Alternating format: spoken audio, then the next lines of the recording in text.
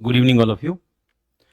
In today's class, we are going to start with first news, which is related to defense sector. So, first news क्या है?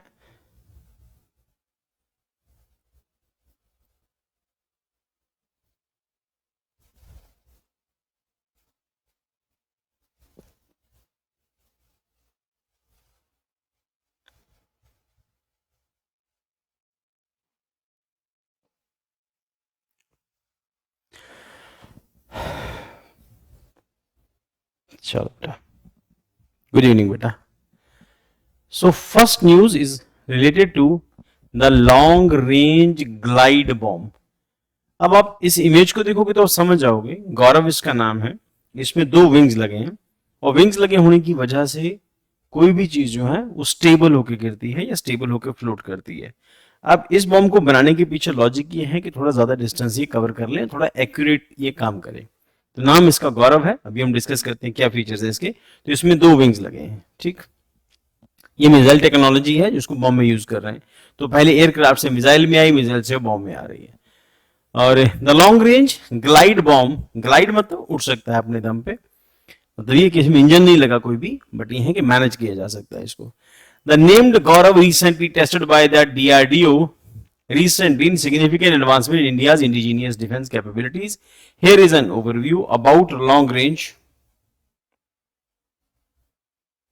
हाँ, about long range glide bomb. Type क्या है? Air launch 1000 kilogram glide bomb की category में आता है. Design to strike targets at long distance, equipped with conventional warhead. It is intended to destroy high value enemy target such as air strip, bunker, hardened installation and building. ध्यान रखो बेटा, ये bomb की जो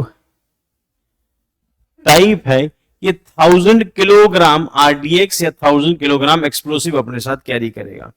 explosive मतलब ऐसी कोई भी ऐसा मटेरियल जो गिरते ही ब्लास्ट करेगा और आसपास की चीजों को डिस्ट्रॉय कर देगा. 1000 किलोग्राम के साथ आसपास का अगर कहीं पर बॉम्ब गिरेगा तो ये बहुत बड़ी डिस्ट्रक्शन होगी. तो मेन यूज इसका क्या है? एयर स्ट्रिप को डिस्ट्रॉय करना, बंकर्स को डिस्ट्रॉय करना और हार्डन इंस्टॉलेशन एंड बिल्डिंग्स को डिस्ट्रॉय करना इसका मेन फीचर है. Air to surface capability specifically designed to launch from fighter aircrafts integrated seamlessly with the platforms like Su-30 MKI-1 for the Indian Air Force. तो basically इसको aircraft से ही launch किया जा सकता है और देखिए पता चली जाता है कि ये एयरक्राफ्ट से ही लॉन्च किया जा सकता है. बॉम्ब तो है एयरक्राफ्ट से ही लॉन्च हो सकते हैं ना. तो देन उसके बाद गाइडेड सिस्टम यूटिलाइज्ड, हाँ, utilize at inertial navigation system paired with GPS to precise targeting. The bomb feature digital control for enhanced accuracy. अब यहां पर क्या है कि इसके ऊपर डिजिटल कंट्रोल है टू एनहेंस एक्यूरेसी. रीजन उसके साथ एक एस्पेक्ट और क्या जुड़ता है? द प्रिसाइज टारगेटिंग के लिए इसको यूज किया है. जब इसके साथ विंग लगे होंगे और इसके साथ डिजिटल कंट्रोल एनहेंसमेंट एक्यूरेसी का फीचर जुड़ा होगा तो ये है कि प्रिसाइसली जहां पर गिराना है वहीं पर गिरेगा. नॉर्मली क्या है कि जब फाइटर जेट उड़ते हैं तो नीचे बॉम्ब ड्रॉप करते जाते हैं, तो ड्रॉप करते जाते हैं तो बड़ा एरिया डिस्ट्रॉय करते हैं. तो यहां पर इसको स्पेसिफिकली एक पर्टिकुलर एरिया के लिए फेंका जाता है और हवा की डायरेक्शन से वो अपनी हवा की स्पीड से अपनी डायरेक्शन चेंज ना कर ले, इसमें उसमें विंग्स जोड़ दिए जाते हैं. इसमें विंग्स लगे होंगे तो इसको अपनी डायरेक्शन पर ही गिरेगा, तो उसके हवा से खास फर्क नहीं पड़ेगा. Then the Gaurav glide bomb has been integrated, developed by the Research Center Imarat RCI in Hyderabad. Test details क्या है? Launch platform Su-30 MKI से इसको टेस्ट किया है. Target bomb was tested against the target erected in long wheeler island के ऊपर इसको गिराया गया था. व्हीलर आइलैंड, हम ज्योग्राफी में आगे चल के हम लोग व्हीलर आइलैंड के बारे में पढ़ेंगे. तो व्हीलर आइलैंड के ऊपर इसको टेस्ट किया गया. Performance demonstrated pin point accuracy in hitting the target, showcasing the effectiveness of the guided system. Data collection क्या है? अब आने वाले दिनों से, पिछले कुछ सालों से क्या हुआ कि जैसे जो रिस्पॉन्सिबल कंट्रीज हैं तो वो प्रिसाइज टारगेटिंग कर रही है. अमेरिका भी मिसाइल बना रहा है तो प्रिसाइज मिसाइल बना रहा है किसी एक पर्टिकुलर बिल्डिंग के लिए और समटाइम किसी एक पर्टिकुलर इंडिविजुअल के लिए. या मिसाइल्स तो अमेरिका के पास जो मिसाइल्स की कैटेगरी है इंडिविजुअल्स के लिए बनाई गई हैं. कोई स्पेसिफिक इंडिविजुअल जो मोबाइल फोन यूज कर रहा है उसके रेडियो सिग्नल्स कहीं पे पता चल रहे हैं तो मिसाइल आएगी तो उसके साथ ब्लेड लगे होंगे तो उसी की गर्दन काटेगी. तो प्रिसाइज टारगेटिंग का एस्पेक्ट ये है कि आपने एक पर्टिकुलर ऑर्गेनाइजेशन को, पर्टिकुलर इंडिविजुअल को, पर्टिकुलर ग्रुप को टारगेट करने के लिए आपने बॉम्ब फेंका था। इससे क्या हुआ कि आसपास के लोगों में, आसपास के एरिया में जो सिविलियंस हैं वो नहीं मारे गए। तो आपने कहा जब भी आप इंटरनेशनल ऑर्गेनाइजेशंस में, इंटरनेशनल मीटिंग में, सब इंटरनेशनल समिट्स में, इंटरनेशनली जब आपकी आंसरेबिलिटी बनेगी तो यू विल से कि हमने एक पर्टिकुलर बिल्डिंग को टारगेट करने के लिए इसको बनाया था, उसके लिए आपके बॉम्ब्स के पास एक्यूरेसी होना बहुत जरूरी है। सो इसी के केस को बनाया गया। परफॉर्मेंस क्या है? Demonstrated pin point accuracy in hitting the target, showcasing the effectiveness of guided system. Data collection, flight data was thoroughly captured using telemetry and electro optical tracking system. ये भी यहां पर जो क्वेश्चन है ये आपके मेंस के लिए, साइंस एंड टेक्नोलॉजी के इस पोर्शन के लिए इंपॉर्टेंट हो जाएगा, डिफेंस के सेक्शन में भी इंपॉर्टेंट हो जाएगा। Telemetry and electro optical tracking system ensuring detail analysis of the bombs performance, कि बॉम्ब कहां पर गिरा, कितनी एक्यूरेसी थी। ऐसे कुछ कुछ बॉम्ब लोगों ने स्पाइक के नाम से शायद इजराइल से हम लोगों ने बाय किए थे, और जब इंडिया ने बालाकोट की स्ट्राइक किया था उस केस में हम लोगों ने वो बॉम्ब वहां पर बिल्डिंग में गिराए थे प्रिसाइज टारगेटिंग के लिए। तो जो अंदर तक एंटर करके उनके बंकर्स फूट डाले थे उसने।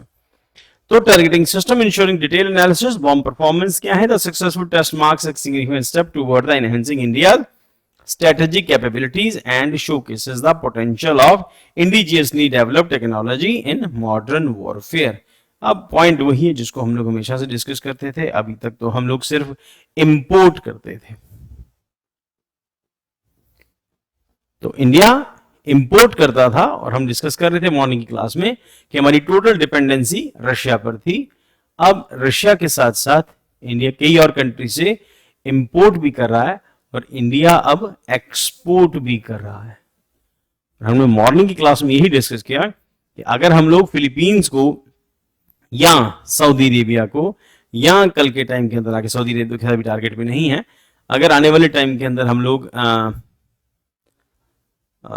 सिंगापुर को या ताइवान को, देयर इज पॉसिबिलिटी कि हम लोग ब्रह्मोस मिसाइल बेच सकते हैं, ठीक। और उसी तरह से हम लोग अब क्या कर रहे हैं, हम लोग अभी फिलीपींस को बेचा हम लोगों ने ब्रह्मोस सिस्टम, इसके साथ साथ हम इसी सिस्टम को हम लोग अभी पिनाका सिस्टम को हम लोग आर्मेनिया के अंदर यूज कर रहे हैं, या आर्मेनिया को बेच रहे हैं, ठीक है। और आर्मेनिया कोल्ड वॉर के टाइम से इंपॉर्टेंट है और स्ट्रेटेजिकली भी इंपॉर्टेंट है। आर्मेनिया अजरबैजान के बीच में वॉर है, और अल्टीमेटली हम हमेशा डिस्कस करते हैं कि वेपन्स वही बिकते हैं जो वॉर में टेस्टेड होते हैं। आर्मेनिया अजरबैजान के बीच में टसल चल रहा है, उसमें अगर इंडिया का पिनाका सिस्टम इफेक्टिवली काम कर जाता है तो इंडिया की मार्केट और एक्सपैंड होगी। तो इसका एक्सपैंड अल्टीमेटली जरूरी नहीं है कि हम अपने लिए वेपन्स बना रहे हैं। अमेरिका सारे वेपन जो है अपने लिए नहीं बनाता, वो बेचने के लिए भी बनाता है, और जो वेपन वॉर में चलते हैं वेपन से वही बिकते हैं जो वॉर में चले होते हैं, वॉर में टेस्टेड होते हैं। तो हमारे लिए मार्केट है। अब इससे क्या होगा, इससे फॉरेन रिजर्व आएगा, इंडिया का फॉरेक्स बढ़ेगा। तो फॉरेक्स बढ़ाने के लिए ये भी एक प्रोडक्ट है। जैसे हम मॉर्निंग में डिस्कस कर रहे थे, रशिया का इनिशियली मार्केट जो था वो आर्म्स एंड एम्यूनेशन था, ठीक। अब रशिया कई सारे और प्रोडक्ट बनाता है। चलिए नेक्स्ट चलते हैं।